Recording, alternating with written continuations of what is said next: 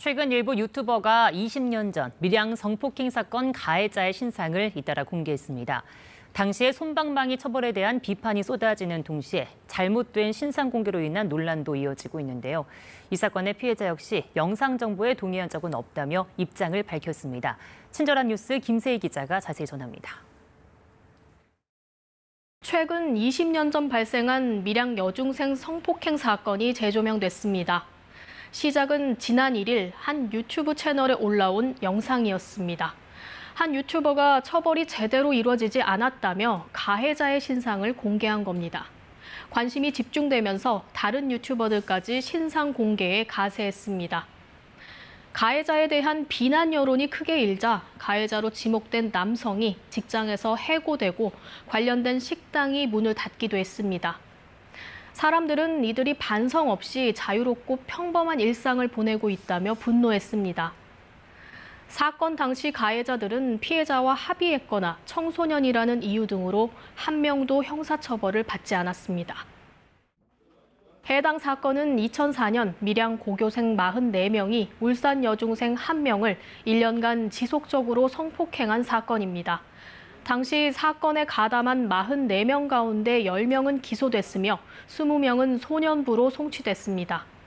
나머지는 피해자와 합의했다는 등의 이유로 공소권이 없다는 결정 등이 내려졌습니다. 당시 성범죄는 피해자가 직접 고소해야만 수사와 처벌이 가능한 친고죄였기 때문에 고소장에 포함되지 않아 처벌을 피한 이들도 있었습니다. 이어진 재판에서 기소된 10명 가운데 5명에게 소년원 송치 결정이 내려졌습니다. 한 명은 2년 이내인 장기 치료 처분을, 나머지 4명은 6개월 이내인 단기 6호 처분을 받았습니다. 함께 송치된 나머지 5명에 대해서는 장기 보호 관찰과 함께 80시간의 사회 봉사 활동과 40시간의 교화 프로그램 수강 명령이 내려졌습니다. 결론적으로 가해자 44명 중 단 1명도 형사처벌받지 않고 전과 기록도 남지 않았습니다. 20년이 지나 공권력이 하지 못한 일을 뒤늦게 개인이 나서 처벌하려는 이른바 사적 제재라는 논란 속에 또 다른 논란도 생겨났습니다. 잘못된 신상 공개로 인한 피해자가 나온 겁니다.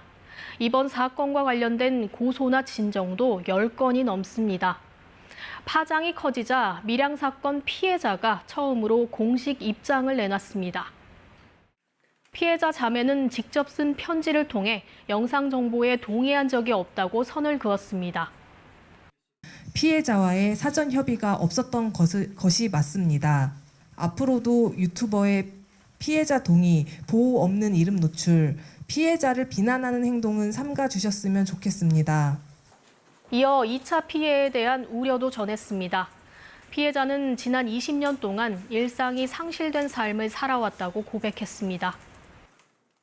가끔 죽고 싶을 때도 있고 우울증이 심하게 와서 미친 사람처럼 울 때도 있고 멍하니 누워만 있을 때도 자주 있지만 이겨내 보도록 노력하겠습니다.